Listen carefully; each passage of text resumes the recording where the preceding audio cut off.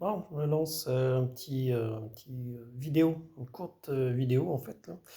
Euh, Par rapport à mon podcast. Ça fait plusieurs mois, en fait, j'ai dû commencer en septembre, ouais, août-septembre 2024, mon podcast. L'idée étant de faire des expérimentations avec les intelligences artificielles. C'est un de mes nouveaux dada. En plus du UX, en plus de la conception de sites internet, en plus du e-commerce. Depuis 96, je suis dans le monde du web. Donc, j'ai progressé de manière un peu bizarre dans ma carrière, mais c'est pas grave. C'est le reflet de ma vie. Donc tout ça pour dire que les intelligences artificielles, j'ai commencé à les utiliser il y a un peu plus de 2 ans maintenant avec ChatGPT. Et l'idée du podcast, en fait, c'était par rapport à ma découverte de Notebook LM, qui permettait en fait de générer des discussions entre deux avatars audio. L'idée étant que Notebook LM pouvant en fait résumer euh, un nombre incroyable, jusqu'à je pense 50 sources différentes, textuelles, vidéo, etc. Et d'en générer en fait une discussion entre deux personnes en fait qui sont pas réelles évidemment, hein. Donc bien souvent c'est un homme et une femme. Ça a commencé comme ça avec Notebook LM. Et puis, ça s'est perfectionné en fait au fur et à mesure des mois. Là, on est rendu avec une version, si on prend la version simplement gratuite, là, où on peut avoir jusqu'à 30 ou 40 langues, je ne sais plus exactement, différentes. Donc, on peut générer toujours des conversations entre deux personnes. En règle générale, c'est un homme et une femme. Donc, jusqu'à présent, j'ai fait des conversations entre l'anglais d'un côté, le français de l'autre, français de France, on va dire. Et là, j'ai testé dernièrement la version québécoise aussi. Et bon, c'est très réaliste en fait, là, parce que la manière dont ils ont fait ça, c'est qu'ils ont vraiment engagé en fait des gens qui ont prêté leur voix. Donc la personne qui parle en français du Québec, elle a vraiment l'accent, hein. C'est pas du fake, là, comme on pourrait dire. Euh, bon, dans mes expérimentations, j'ai souvent les commentaires de dire ah mais c'est pas vrai, c'est n'importe quoi, arrêtez d'utiliser des IA, etc. Euh, donc je trouve ça marrant parce que les gens perdre du temps à dire ce genre de choses-là. Donc ça veut dire que quelque part, ils l'écoutent quand même et puis ils y prennent attention.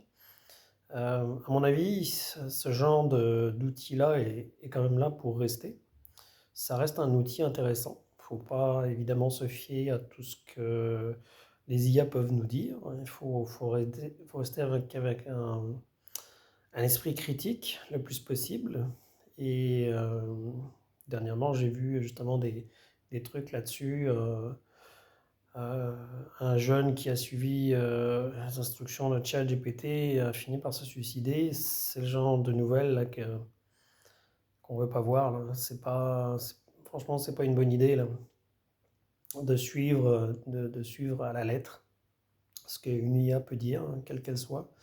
Euh, et En fait, on voit que ce soit avec une IA ou que ce soit avec quelqu'un qui se prend pour un gourou là, qui veut embarquer des gens dans une mauvaise pente, c'est vraiment pas une chose à faire que de suivre aveuglément ce qui se dit, hein, que ce soit une IA ou une personne d'ailleurs.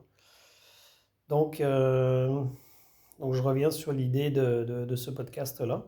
Ça fait donc beaucoup de mois. J'essaye évidemment de monétiser le podcast. À un moment donné, ça va peut-être arriver. Là, je suis à 900 et quelques abonnés. C'est quand même, personnellement, je trouve ça surprenant. Je pense pas que ces 900 abonnés-là suivent régulièrement non plus les épisodes que je fais, mais c'est pas si grave que ça. Il y a beaucoup de gens qui arrivent là un peu par hasard, beaucoup par le biais de recherches sur soit YouTube ou soit carrément Google. Donc, je trouve quand même l'expérimentation est intéressante.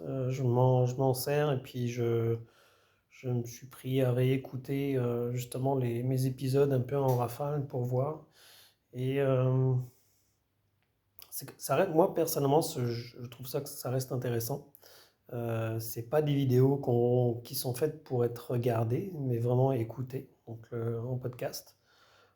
Je vois qu'il y a beaucoup de podcasts sur Internet qui sont en fait des discussions, soit des monologues, soit entre différentes personnes. Et puis on voit que bon, il y a tout un setup qui est fait, et puis que les gens, c'est plus, à mon avis, c'est plus forcément un vrai podcast, dans le sens que ce podcast étant pour être juste écouté. Mais donc ça devient des discussions plus pertinentes et à regarder, et des présentations, tout ça. Mais moi, je reste dans le modèle podcast pur, audio, sans vraiment intérêt de regarder aux vidéos. Et là, je vais probablement essayer de rajouter des langues différentes pour voir qu'est-ce que ça donne, si je peux atteindre d'autres auditeurs, d'autres pays. Pour l'instant, c'est pas mal France, États-Unis, Canada, un peu dans cet ordre-là. Et après, on tombe avec très peu de gens en Allemagne ou dans d'autres pays européens. Donc voilà, l'expérimentation est toujours en cours. On voit que quand même, les résultats sont vraiment, moi personnellement, je les trouve impressionnants. Il y a des gens qui trouvent ça totalement ridicule et sans intérêt. Bon, je respecte tout à fait leur avis. Mais globalement, quand on y pense bien, avoir ce genre de système qui permet de résumer en fait différentes sources de données, de l'écouter, et quand même avec un rythme et puis un échange en discussion qui est quand même vraiment étonnant. Je trouve qu'on est arrivé à un stade quand même très bluffant, si je peux prendre une expression très française. Euh, il y a 3 ans, personne n'aurait pu imaginer ce genre de truc-là. Et ce qui s'en vient, c'est la même chose en fait avec la vidéo. Là, Notebook LM permet aussi d'avoir une version purement vidéo. Bon, ça devient en fait un peu des présentations PowerPoint, si on peut dire. Donc il y a un audio plus un vidéo qui vient accompagner l'argumentaire. Je l'ai testé, c'est pas super.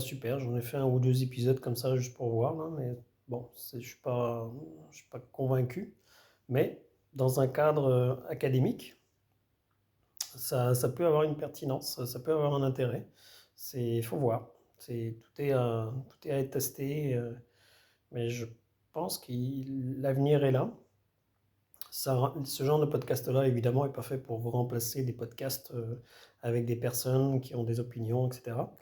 Le but de Notebook Keleng, c'est vraiment de résumer du contenu et d'en redonner en fait l'essence principale. Donc c'est pas exactement la même chose qu'un podcast entre deux ou trois personnes qui viennent discuter, échanger, argumenter. Faut le voir comme un podcast complémentaire en fait. Donc voilà, mon but c'est de continuer là-dedans, continuer d'en faire de temps en temps, peut-être dans plusieurs langues comme je disais, puis après on verra qu'est-ce que ça va donner. Voilà. Puis merci à ceux qui ont écouté ce petit vidéo jusqu'à la fin. Voilà, merci. Bye bye.